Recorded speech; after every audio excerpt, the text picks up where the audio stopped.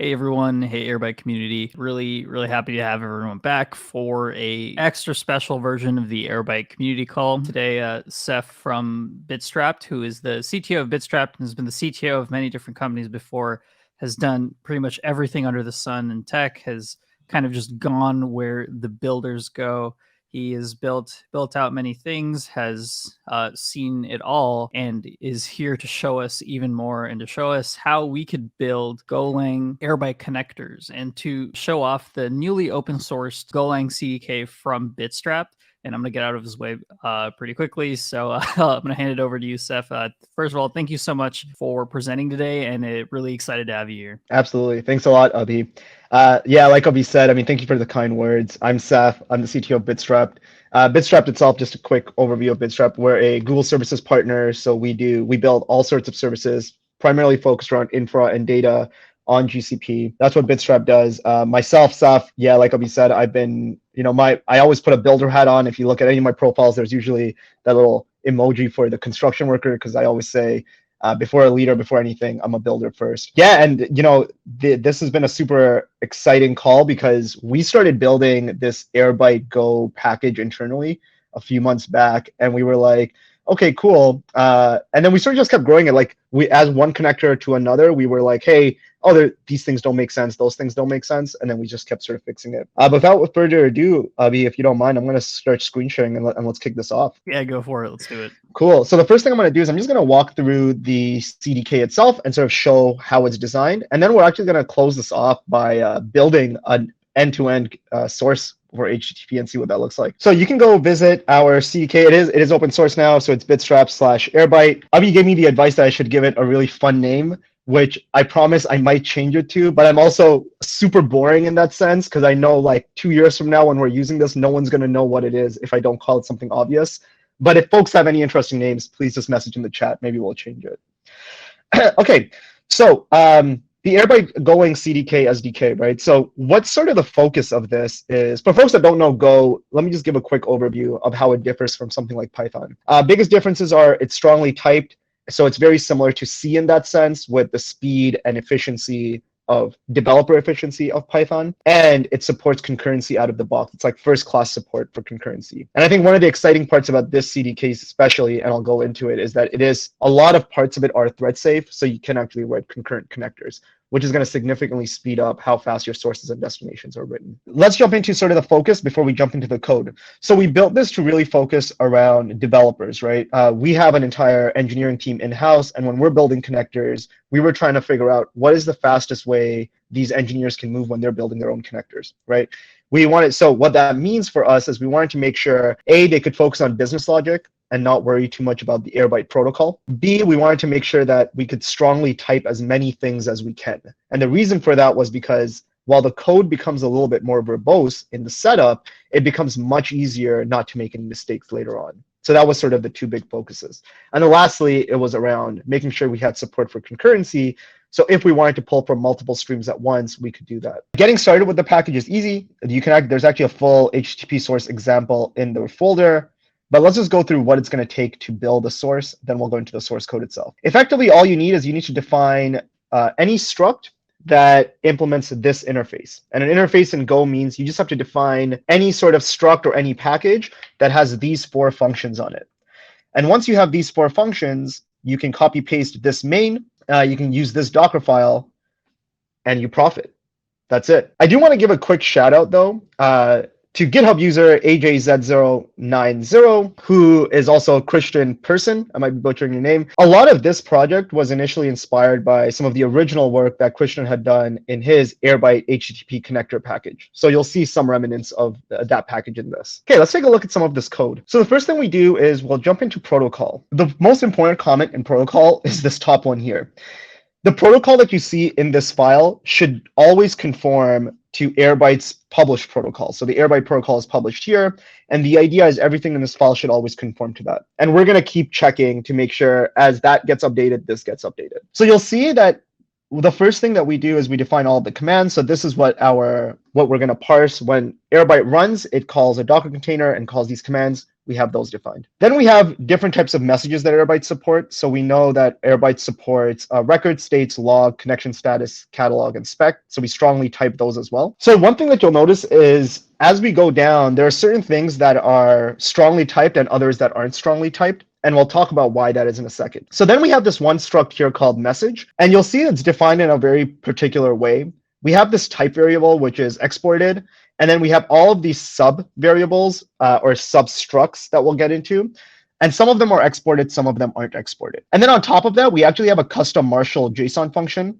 And we'll talk about why this exists also in just a second. So the reason was I really didn't want to write a different struct for every type of message with a type on it, right? I didn't want to go message type log message and then have type, which would be log, and then the log message. And then have type state message, which would just be a wrapper for this extra field called type, because you have to tell Airbyte, hey, this is a type state. So instead, what I did was we actually built one struct called message, and we wrote a custom Marshall function, which will actually verify if the type that you pass in is like, as long as you pass in type record, you have to pass in pointer to record. So if you pass in type state, but you pass in a record, it's going to give you an error. But again, all of that is hidden under the hood because it's an unexported message, and we'll get to that as well. What that also allows us to do is have one simple write method, which is actually going to be what ends up writing out to the Airbyte standard out, which is the protocol. And we'll see here it takes an io.writer, and we'll see how we made this thread safe in just another file. We then go down and we have record, and you'll see the only two places that interfaces really exist here, empty interfaces, are here in the record and in the data. And the main reason for this is because state and your record payload, those are the only two main payloads that you as an operator really care about that's specific to your source. So for example, if you're pulling from Postgres, you know the schema of your Postgres data store, you know what you want to pass. So we leave that quote unquote untyped. And the same thing goes with whatever you want to save as state. When we get into the log messages, again, we strongly type this. We strongly type check status. So when we do a check command to verify, hey, is this Airbyte connector connection successful or not? And then we go down into the properties. One thing you'll actually notice when we jump down into the properties is, I'm going to jump to the properties struct here. This was an interesting one for us. This is where we actually had a lot of trouble figuring out as a team because JSON schema was just a little bit so like open-ended for us. We were like, well, what exactly do we actually put to make this thing work? So we were a little confused ourselves when we were working through it. So we made sure we strongly typed as many things as we could here, even to the point of property types. So there's a good page, that I've linked here, great, that talks about all the supported Airbyte data types. And there's some common data types that are supported through the JSON schema.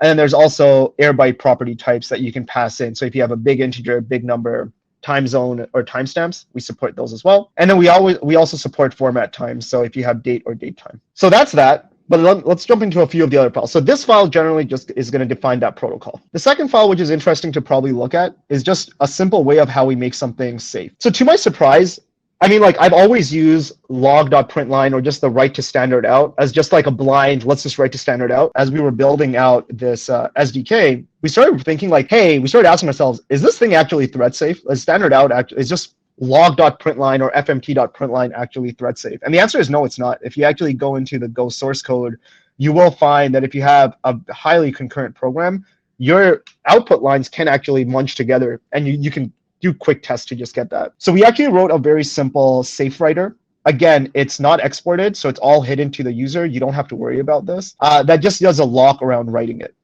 And so that's pretty nice. Then after that, let's talk about trackers for a second. Trackers are sort of interesting. So we wanted to make sure that when a user is doing their read method where they're actually pulling in data and now they're writing it out to Airbyte, we wanted to try to simulate as much as we can something that the Python CDK supported really well, which is stream slices, where you don't have to pull all of your records all at once and just send them out and then loop over everything. You can actually chunk them up and send them. So what we do is inside of our actual source, if we jump into source here, inside of our read method, we actually pass in a message trackers. And inside of source, as you're trying to emit records out to Airbyte, all you have to do is go tracker.record and emit whatever payload that you have. That's going to then work with the Airbyte protocol, work with that safe writer, and get that written out to Airbyte. What's nice about this is you can build this completely concurrently. So imagine a world where you're like concurrently going to pull all of your streams at once, and then you're just going to shoot them out to the tracker.record, and they're all just going to be written, right? You don't have to manage,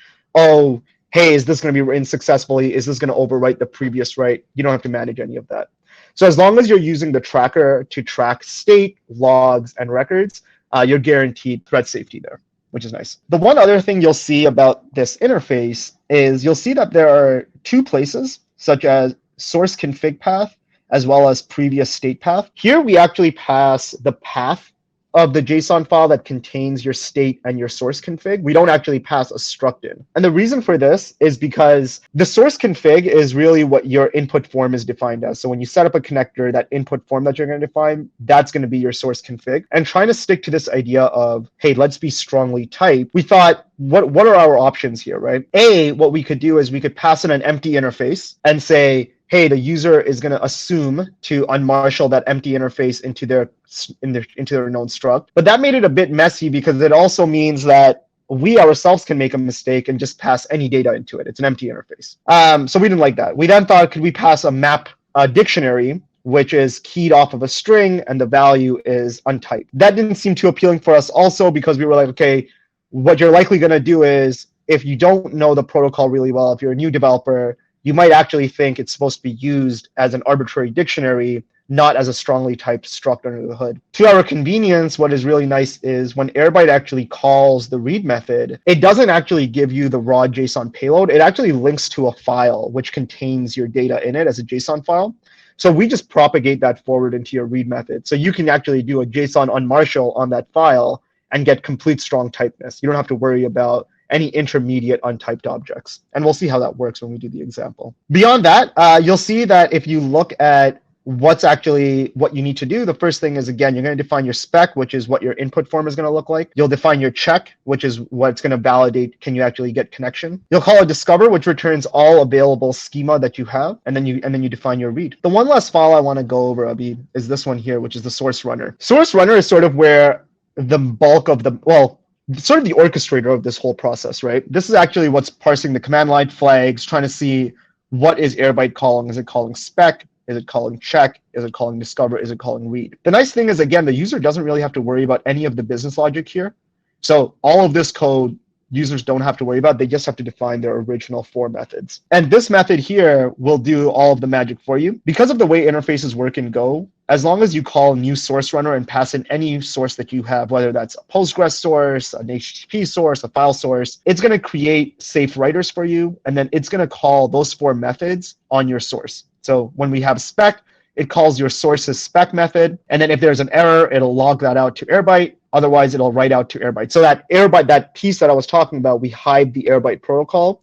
This is sort of what I mean. You don't have to worry about, hey, making sure that you don't make a mistake and forget to call right on the Airbyte protocol to say, here's my spec message, right? You just define your spec method. It's a strongly typed method. You really can't go wrong with how you define it. It's going to do what you expect. It also makes testability quite easy because when you're writing test for your connector, you're really writing tests for 4 functions. That's what's really nice about it. And the same thing goes for the other methods. Okay, the 2 more things I want to quickly mention are this package does have Godocs with it. So you can actually go into the internals on Godoc. You can just type in Bitstrapped Airbyte. Hopefully, if more people use it, it'll just become Airbyte if we get enough stars on it. And there's full documentation on how to get started. Installation is 1 line. If you're familiar with Go, that's what we would hope for. There's a full example here of what we can do. And then we actually can jump into everything that's exported, right? So all of these methods, so there's all these types and methods that we have available here. This is really what the user has to worry about. There's really not much else, which is really nice when you think about it, because what's really cool about it is most of these are just types, and there's like 2 functions. There's the new source runner and the start function. There's the unmarshal function and type source. If you can sort of figure out these 4 things, you've gotten yourself a connector. And then and these are the docs. Okay. I'm going to pause there for a second. Are there any questions from folks on the call before we jump into building an example of this? I don't think we have any questions yet. If you have any questions, there's a question tab in the right. Additionally, if you want to just ask questions in the chat, you can go ahead and go for it. But no, I'm actually just really excited to see Let's you do build this. build Okay. one out. Yeah. Yeah. Okay. Let's do this. So I am going to let me just open up a new folder here, and we're gonna go live coding. Let's do this. Make directory live source. Okay. Go ahead. Cool. Yeah. I don't think we can see your. Yeah. I was just creating. I was just doing the make directory. We're going raw. We're going right from scratch. Cool. All right. Let's make this happen. First thing we'll do is we'll define our main.go. We'll go package main. Okay, let's just define something empty there just so we have it. Let's also get our terminal up here, and let's just do a go mod init. So for folks that aren't familiar with go mod and go mod init are sort of ways that we do package management. So think about it as package.json if you're coming from the node world. Next thing we'll do is we'll do a go get on our package. Boom, that's installed. Sweet. We can quickly check if that's actually installed. We can just go airbyte dot, and we can see we have access to it. Let's just make sure we have access to it. Oh, that's the wrong one. We have a couple of Airbyte packages, so let's go. So we have two questions, Yes. actually. Yep. We have one question from Guy Feldman, who says that how do you plan to sync the protocol file? Will it be based on Airbyte releases, or will it always be pulling latest? Our plan is to, at least for the time being, what we've been doing is always pulling latest. We would love some automation around that, so we can always just synchronize whatever that Airbyte protocol file is and pull it in. So that's our plan, is to hopefully get some automation around there. The first thing I'll do is I'll just get the first part of the code running. So I'll just go if error equals airbyte.new source runner, and we'll just pass nil in for there. We'll go error does not equal nil, log.fatal error. Okay, so that is going to be the first part of it. We'll just go github.com/. Okay, so that is going to be our first piece of it. .run. .start. Okay, cool. So that's just the first part. That just gets our package imported. That's cool. But we have to actually define a source. So let's go ahead and make one. So I'm just going to create a new folder here, and I'm just going to call this HTTP source. And inside of HTTP source, let's just go HTTP source.go. Let's call this package HTTP source. And then we'll define a type. So because we're defining it, we have to implement that source interface. That's the key to all of this. So we'll go type HTTP source struct. And let's just pass in, because it's an HTTP source, the base URL is always going to stay the same. So this is something we can pass. It's going to be global to the connector. It's not something we configure per instance. So we'll define that over there. And we'll go func new HTTP source base URL string. And what we want to return from this is airbyte.source. Right? That's what we want to return from this function. And what we want to do ideally is we want to return HTTP source with some base URL. That's what we want, right? Because we wanted something to be as easy. Right now we're seeing an error because we haven't implemented our source methods. So let's do that. So what I'm going to do actually is I'm just going to take this. This is the way sort of I build them. And I'm just going to define them as empty functions first so we can test as we go along. So I'm going to go s HTTP source, return nil nil. We'll do the same thing for check. And we'll go return nil. Do the same thing for discover. I just hate seeing red on my screen as I'm working, so I do this really quickly. And then we'll do this, and we'll go return nil. Okay. So now that we have this, we just have to go airbyte dot. And we'll go airbyte dot. Yes, go ahead. So question. Yes. Yes. So I'm sure we're going to get into this, and maybe this can wait for when we start Yeah. talking about concurrency. But Faisal in the chat basically asks what's the performance expectations going to be between the Python and Go connectors. And we can either get to that when we talk about concurrency, or if you want to just kind of like speak to that right now. So I would say it really depends on your connector, right? So if your connector is something that can manage concurrency well, so what I mean by that is, yeah, speaking towards performance, it depends on your connector, right? So if you have a lot of I/O, for example, and you know you can benefit from concurrency, so you're making a call out to a stream, but that stream's going to take time to pull data in. And during that time when it's doing I/O, you could be doing other work. You're going to see a lot of performance benefit using concurrency in this method versus just using vanilla Python. Because in Python, you're sort of going to wait around, you're going to block until data comes in, then you go on to the next stream and you sort of go one by one. Whereas with concurrency, you can say, hey, let me just spin out these threads to pull from all of my different endpoints, or all of my different tables, all of my different schemas, I guess, or my streams, sorry. And then you can all start loading them together. The only bottleneck you'll face, and this is something we're working through right now, is that safe writer. Our bottleneck really usually becomes writing back to standard out. And the reason for that is because you'll queue up a whole bunch of data to write out to standard out, and then there's that lock there, which is actually doing the writing. So as long as your streams can benefit from pulling data concurrently, you'll see a performance benefit. That's sort of the way I'd say it. And that's sort of where you'll want to use a lot of concurrency, is being able to pull multiple streams in at once. Or if you have streams that need to get enriched by other data, you might want to do that as well. So just to give an example, we had an example where we were hitting an HTTP API for the stream, but then we had to enrich that stream with another HTTP call. So we were able to parallelize those calls and then merge them together. And that gave us performance benefits instead of doing them one at a time. Hopefully, Fazil, that gives you an answer. The longer term answer for that is we're working on, we're actually going to be working on doing some benchmarks. So we're going to build some Python connectors, some Go connectors, and we'll do a benchmark against the two. Okay. So now that we have that, there's two more things I'm going to add. In order for us to test, I'm going to first add a build file. And the build file is just going to help us do a quick Docker build when we actually build this out. So let me just go build.sh. This is my fun, hacky Docker file that I like using. And we'll just call this live source. All it's doing is it's going to tag, every time I run build, it's going to tag it with an arbitrary date tag. And then it's going to push it to my GCR repo. And then the last thing I'll do is I will put in my Docker file, because all Airbyte connectors need a Docker file. And that's exactly what the instructions tell us to do. So let's just toss that in there.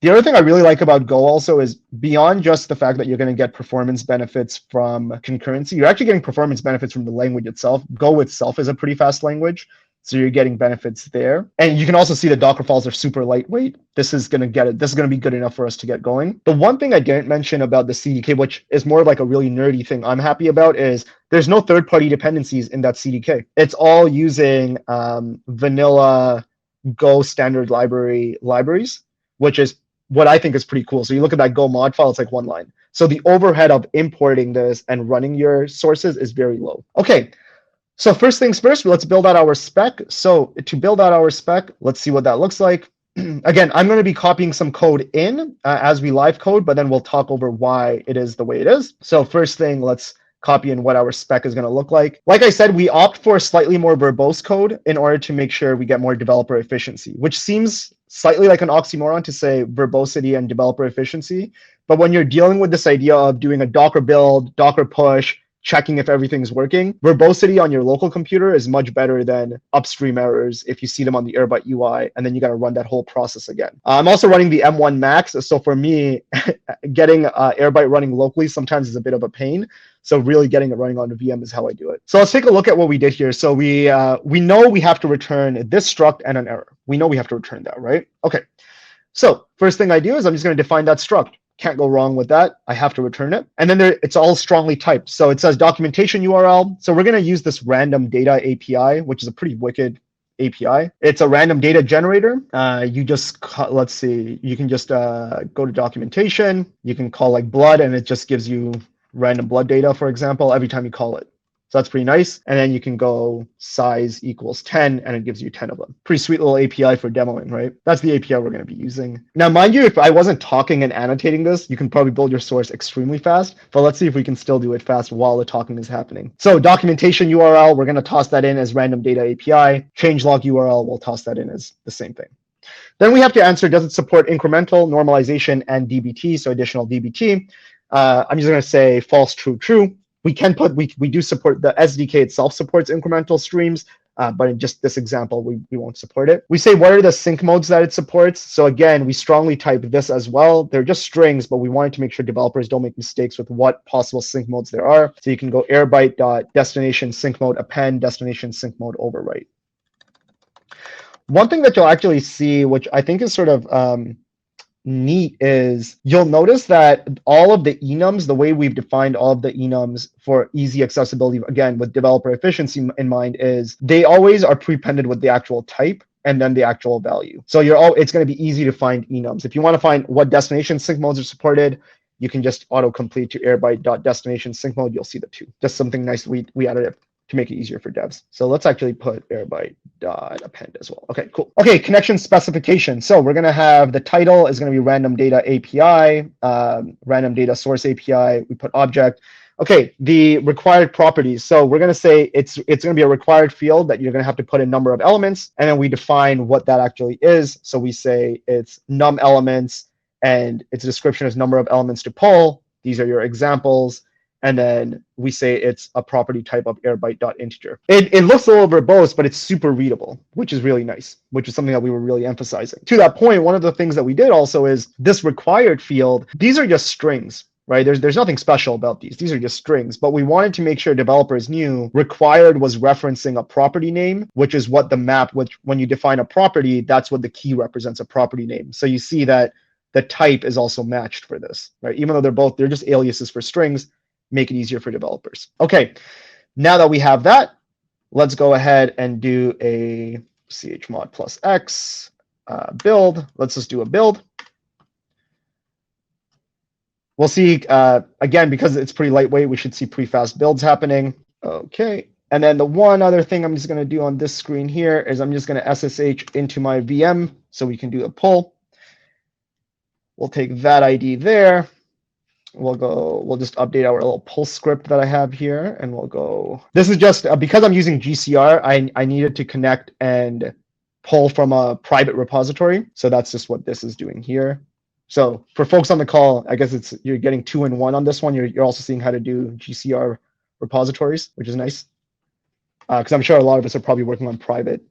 Okay, so we've pulled that in. Let's jump over to the Airbyte UI and set this up. We'll head over into sources. We'll go into new connector. We'll call our connector name. We'll say this is the live source. Docker repository name. So we'll call that my GCR repository that I have here. Docker image tag. So it's that tag that got spit out when we did the build command. And then documentation URL. We'll just toss that in as well. Okay, let's do that. Let's see what happened here. Common mistake. Let's add that there.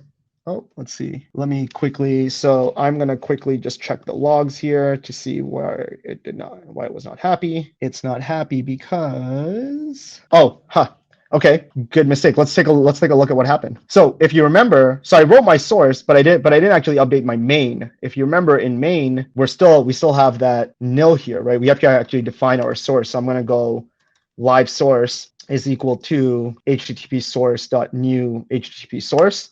And I need to pass in the base URL, which is my random data API link. So let's go ahead and take that. Okay, and then we just pass that in to live source. Okay, that should be it. Let's go build. This is sort of nice because this is sort of, yes, go ahead. Yeah. So question here. So first of all, Ivica asks, wouldn't the Go connector just be significantly faster because it's compiled ahead of time? Yeah, that's what I was going to say. The language itself just makes it faster without even concurrency. Absolutely, that's true. It also builds faster as well, I find. But yeah, I guess. So I guess if you were to sum up, I guess what you've just done so far, you've added the spec. You've only implemented spec. Did you implement? Yes. No. Yes. Check is just returning nil. So check is technically implemented because it's gonna return valid. But I haven't implemented discover or read. Okay. And just now we passed, so we can actually scroll down. We can actually see live. We see live source. It pulled in at that version. And now let's go into sources. Let's set up live source. So we'll go live demo.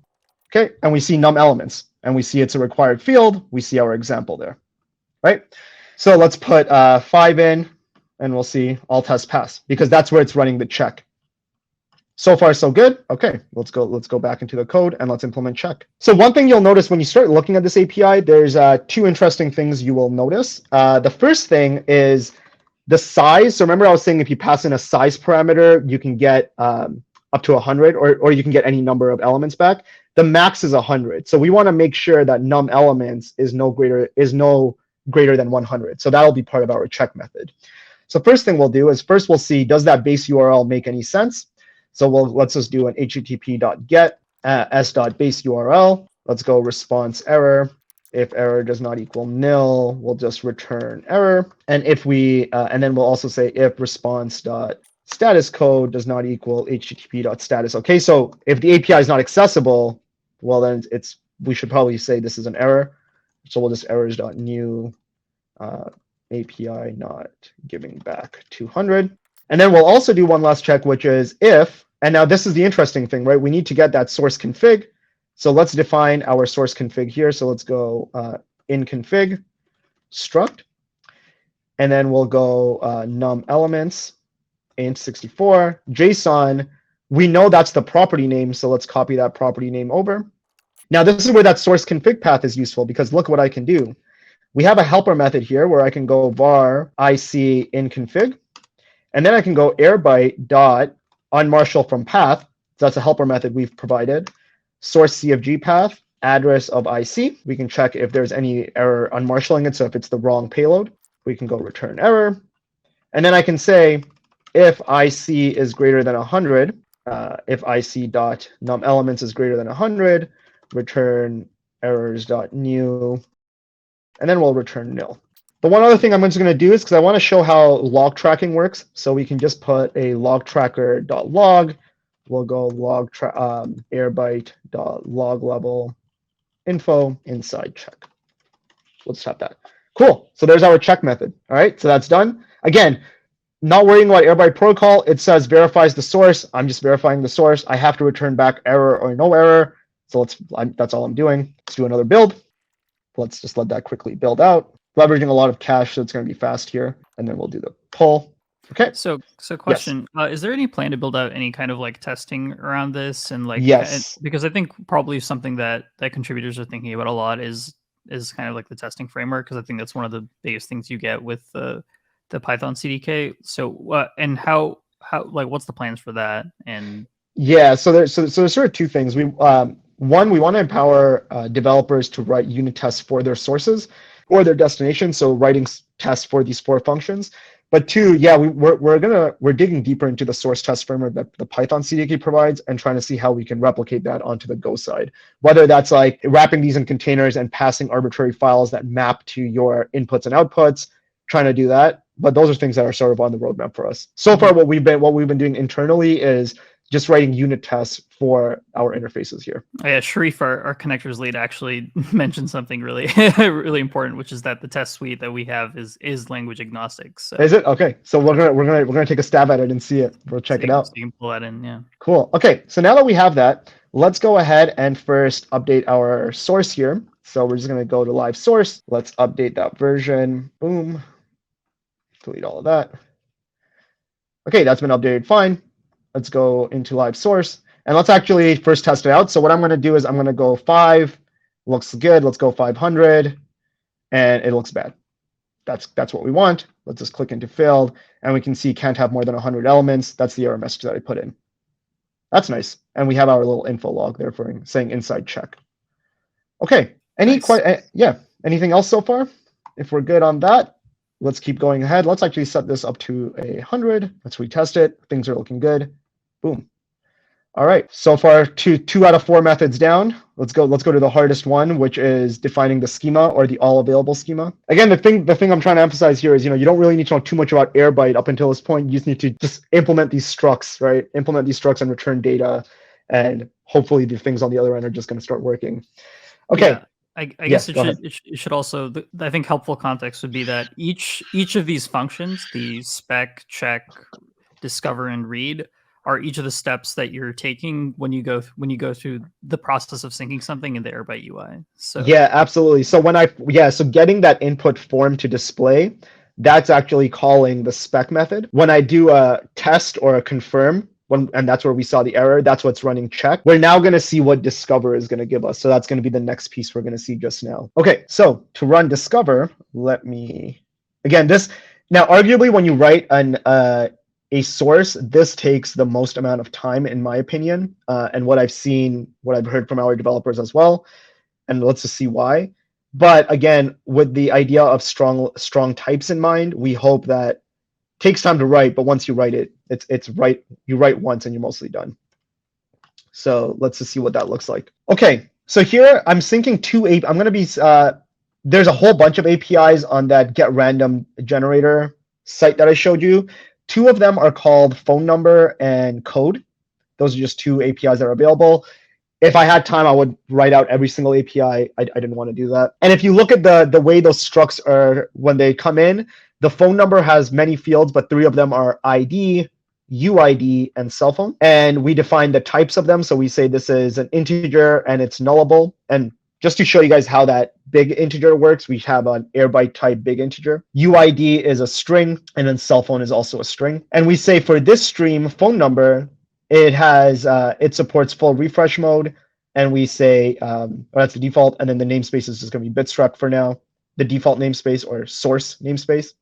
And there's no source defined cursor. Similar idea on the code side, right? So we have code, ID, UID, and NPI, 3 fields, integer, string, similar setup here.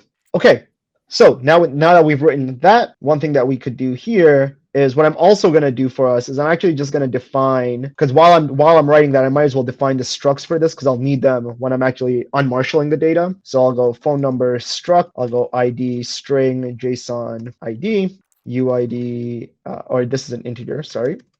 We'll go int64 because I've defined it as a big int, JSON UID, and then we'll go cell phone string JSON cell phone. I'll do the same thing for code just so we have it. How would you recommend? Yes. Is there any good way to generate the schema, or is it just kind of medicine that you kind of just have to? No, there's 2 ways, right? So I would recommend 2 things. If you have, again, it depends on the kind of source you're dealing with. If your source gives you back a nice JSON schema, you can write a one-time helper method that can convert it from one JSON to another, and then you can unmarshal it into the struct. If you have a static schema, what you could actually do is you can publish your schema onto like a centralized repository like GCR or GCS or S3 or something like that as a JSON file. And then you can unmarshal that and then just into the catalog and return that. So it really depends on if you have typically a static schema or if you're going to dynamically build it yourself based on the config input. Cool. Thanks, man. In either of those cases, what's going to be the most helpful is, so to summarize, you can have a static JSON file. If it's static schema, import that in, unmarshal into the catalog. That would look something like this. Just to give you an idea, it would be like S is equal to some like S3.json file. And then you could actually just go, once you get the file in bytes, you can go json.unmarshal var c airbyte.catalog s bytes, which is once you load this data actually into memory, address of C, and then you can go return C nil. So in pseudocode, it could be as simple as that if you have the schema published somewhere. Yeah, that makes sense. Yeah, and typically what we see is most people are definitely doing that, at least internally. We do that a lot for the spec. We usually don't build it out in memory. At runtime, we usually just have this published on a GCS or somewhere like that, and we just pull it in because this is typically static. So we have that defined there. Let's do the same thing. Let's do a build. Boom. Why? I give myself a lot of credit for getting this workflow set up as nice as it is, where I just and with a private GCR repository as well. Yeah. Where I sort of just I go from one terminal to another, pull it, and then go into the Airbyte UI and do the rest from there. It's pretty smooth. I mean, as far as building images live, it's pretty fast. Yeah, right? That's what I thought too. I was like, and this is just straight live. Yeah, so then we just toss that in there. We'll call that change. Okay, that's been changed. Okay, let's go and discover some schema. So let's add a destination in. So we'll add BigQuery as our destination. And there it is. There's our schema that just got returned. So there's code and phone number. There's live demo. And great. It looks like that's working. We can open it up and see if our fields are coming through. Did see a comment there. I'm hearing beeps, that's why I'm just gonna check back here. All right, so we got that part done. Let's jump back into the code. So discover is done. Let's do the read. We're almost done. Like that's what's crazy. Like we're almost done while annotating within an hour, which is sort of crazy. Okay, let's jump back into the code and do some reads here. We are ready to read. Again, emphasizing strongly type. You really can't, you can make mistakes, but as long as you fill everything out, you're not gonna go wrong. Another thing to keep in mind is if you jump into any of these structs, you'll see some of them have omit empty, some of them don't have omit empty. That's also going to give you a good indicator of what you can leave out and what you shouldn't leave out. So that's there to also help you as a developer know what's mandatory and what's not. Just something to keep in mind. And we're cleaning that up as we go along. All right, last thing is read. So let's do this. Okay, so the first thing we're going to do when we read is let's first unmarshal our state. We need to know how many number of elements we're going to have, right? So I'm going to have var IC in config. I'm going to use that helper method, unmarshal from path, and I'm going to go source config path, address of IC. And now I'm going to know how many number of elements I should have been syncing.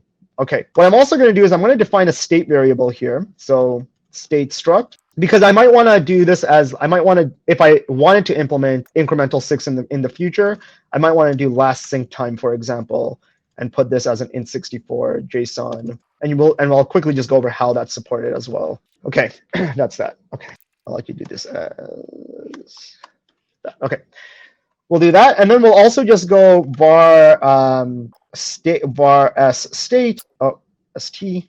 Okay, Go's like best practice is sometimes to use really short variable names because you're supposed to use variables where you like define them where you use them, kind of thing. And that's also, I feel like, made me a bad programmer because now in any other language I go in, I define like really poor named variables like STS. I do that everywhere now. So this is something funny that I find about myself. Okay, we'll do the same thing here. We'll go previous state path. We'll go address of ST. I'm going to check error on the input config. I won't necessarily check error on the state just because I may not have a previous state, but you could check it. It shouldn't give you an error even if you did. And again, we'll just return error there. Okay. And one more thing we'll do just to show again how the trackers work now. Now you have tracker dot. You can go tracker.log and you can go log airbyte.log level info inside read. Right. Just a nice little helper way to threat safe logging back to Airbyte. Okay, so we have our state, we have that. And then let's do this. So what we're going to do is we have our configured catalog. So the configured catalog is on that Airbyte UI you saw when I gave discover, I returned, this is the entire available schema that I have. So I have phone number and code, 2 APIs, but I can select which ones I actually want to sync. So let's say I only wanted to sync code, for example, right? So configured catalog is only going to give me the selected values. And all of that is also in the comments there. So I'm just going to go for stream range. Let's go configured catalog dot streams. I'm going to go if stream dot, oh, got to do range. If stream dot, and so one thing you'll notice is on the streams themselves, you can actually see what sync mode was configured. So if you want to do incremental streams, you can actually capture that from the sync modes.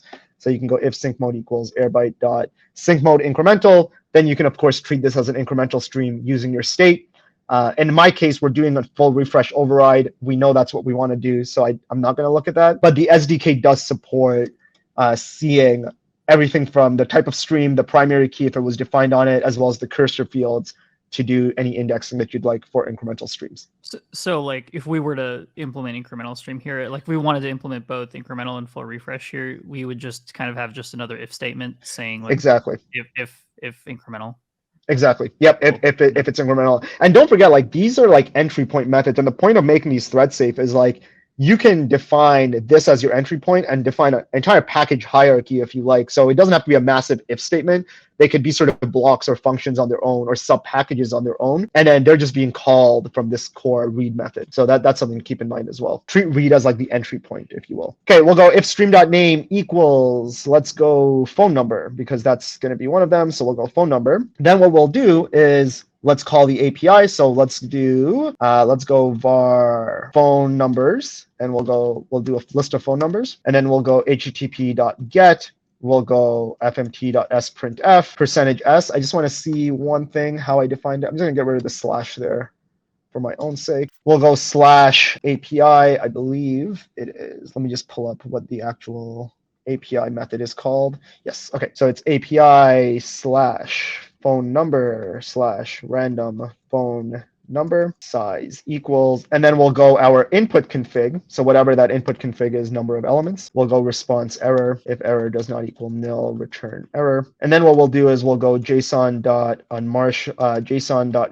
decoder, response.body.decode address of PNS. So that's all of our phone numbers. And then we'll go s.base URL. Okay, that should give us that. Why is this not happy? Boom. Oh, %d. Okay, there we go. So that's going to be phone numbers. So once we have this, we're going to go for pn range PNS tracker.record address of PN. And then we also have to pass in the stream name. So I'll go stream.name. And then we'll go stream dot. We'll just put the namespace in. So we'll just go namespace. There we go. How much of this is boilerplate, by the way, for this this logic in terms of this like handling this specific stream? Because I'm wondering how much of this could be maybe like abstracted away, or is this like, is there any like really specific logic? No, you could probably abstract this away a little bit more. There isn't too much logic. It's really flexible to say like how you want to handle your individual stream. In this case, it's really doing an HTTP GET, decoding, and then writing the record. There's probably cleaner abstractions you can make, like a little higher level abstraction to even abstract away some of this business logic. Yeah.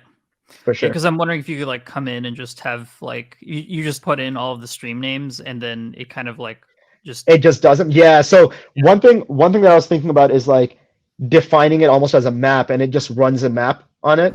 And it just does it, which would be pretty cool as well. This is still really cool. Absolutely, yeah, absolutely. Okay, so we got the record written. Boom. Okay, that's the record there. And then let me do And then after we have the record, we're gonna effectively do the same thing, but we're gonna do it for the code. And this goes to your point of boilerplate, right? So here you'll see it's mostly the same here. We just have to change up code, random code. Just heads up, like in about 5 minutes, we're running up on time. So we should be done. This should be the last step. Yeah. This should be it. So let's build this and see this in action. Let's see if this thing works. Let me just make sure we have the right endpoint name for code/random code size d. Okay, let's build this. This would be pretty dope if we did it perfectly in an hour. So let's make this happen. That would be beautiful. Yeah. Right. All right, let's make this happen. Yeah, I think this something that's really exciting about this is how little this took to get running, and you started from like a blank Go file. Yeah, right? yeah. Like I pretty much I did make directory on the call, so yeah.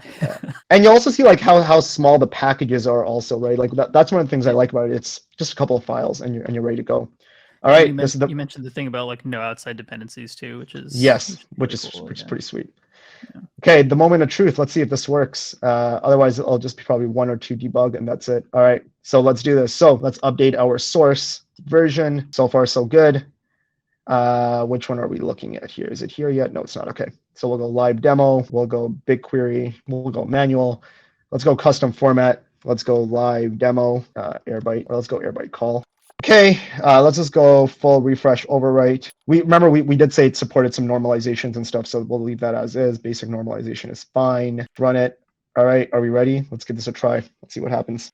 Okay, looks like it's inside read, so I definitely made it to read. I think it may have actually worked. Yep, it's only 100 records, so we're not going to necessarily see the log message because that will come up at every 1,000. But we will see if it succeeds at the end. We should see if it's running the DBT transform. Oh, it is running something. So let's see if it gives us 100. There it is.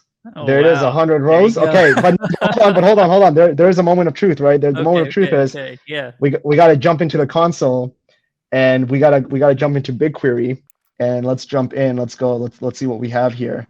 We have Airbyte call. Nice code. There it is. So it looks like NPI was something that, or maybe some of them were null, but we have the ID, we got the UID there. And let's see what we have here. There it is, we got all the fields here. Cell phone numbers, UIDs, and IDs. Yeah, incredible. That's really cool, man. Yeah. So there it is. That is the, oh, and I know why we didn't get the NID, but that's fine. We defined our struct incorrectly. But let me stop the share there. Cool. Yeah. So that, folks, was the end-to-end Airbyte CDK and building a live source in 1 hour with a private Docker repository set up. Yeah. No, it's great. That's crazy. I think, is there like I think to get started, I mean, on implementing their own connector, should the community kind of just follow along with what you just did, or is there kind of a better like is there kind of like a solid like written tutorial for this? There isn't a solid written tutorial. There's well, actually, if you go to the Go docs, there's a full example, and they're similar HTTP source, just a different. I think a file source maybe, or an HTTP source. Yeah. What I would recommend is start by implementing that same source that I did. Start with that so you really get a feel for what the fields are, because especially if it's your first connector in general, the hardest thing to get a handle on is what the different fields mean, especially when you're defining the catalog. Once you get a handle on that, it could be anything, right? Start with an HTTP source and go, and then the world is yours. That's the way I like to think about it. No, it's awesome. I'm getting a lot of good feedback from the community members. If I know we have a few people from Bitstrap here, if we could post the link to the repository in the chat, that would be awesome. Yeah. Honestly, this was really great. We managed to finish in under an hour because you had a bit of preamble there as you were going you were going over kind of like what the design process behind, I think, going over the connectors. So I think we did this in about 45 minutes, and absolutely. And you injected into the UI and everything. So that's awesome. I really like your how quick your development cycle was. It was, I think having that is actually really huge, because it is, and especially if you're working locally, if you have Airbyte running locally, it's even faster, right? Like this was me trying to push to a VM, then going onto the VM and getting access to it from there. If you have everything running locally with that process, I mean, you can go blazing fast, which is what I love. Yeah, absolutely. Okay. Yeah. If there's any questions about this, feel free to. I'm gonna create a thread about this in the announcements channel, like right next to where I announced the community call. Saif, if you wanted to continue to field questions there, hopefully we get some activity on the repo. This will be recorded, and this will be this entire like tutorial. We're gonna edit it down to make sure that it has like kind of like the meat, so that you can just walk through this tutorial with Saif going through building that, and you won't have to hear too much of me. And because we did it one method at a time, you could actually index it pretty nicely to be like, this is how the check was done. Yeah, no, this is absolutely amazing. Thank you so much for contributing this to open source, for coming on this call and showing us how it's done. Overall, just amazing job. Yeah, really cool. and you know what, my open ask to the community is, let's make it better, right? Like let's make this better. Let's get more connected. Let's get more sources out there. We still have to get the destination up and running as well. So let's get these things out, and let's make it better than the Python CDK. So let's do that. All right, that sounds great. All right, thank you so much. All right. Thanks a lot, folks. Yeah, thank you everyone for coming. Really appreciate you. Again, we'll post this on YouTube. The recording will be available for everyone to see. Thanks, folks. Have a good one. Bye. Thank you.